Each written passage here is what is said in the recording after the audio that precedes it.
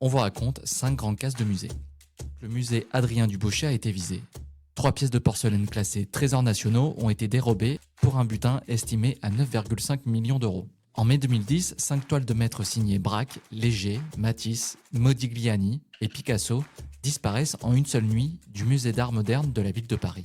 Le voleur, Jveran Tomic, surnommé l'homme araignée, il avait repéré une baie vitrée hors champ des caméras. Cela lui avait permis de repartir tranquillement avec des tableaux estimés à près de 100 millions d'euros.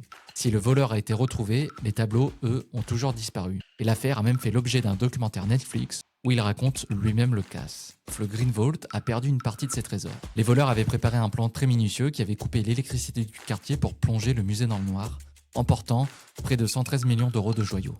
31 pièces complètes ou fragments ont été retrouvés en 2022. L'un des vols les plus célèbres est en 1911. Vincenzo Perugia emporta la Joconde. Déguisé en ouvrier, il avait simplement décroché le tableau avant de sortir tranquillement.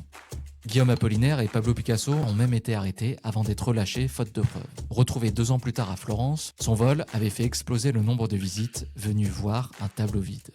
Le 18 mars 1990, 2 faux policiers se sont introduits au Garden Museum. 13 œuvres majeures disparurent, dont un Vermeer et des Rembrandt. Un butin estimé à 200 millions de dollars à l'époque, mais qui aujourd'hui dépasserait le milliard.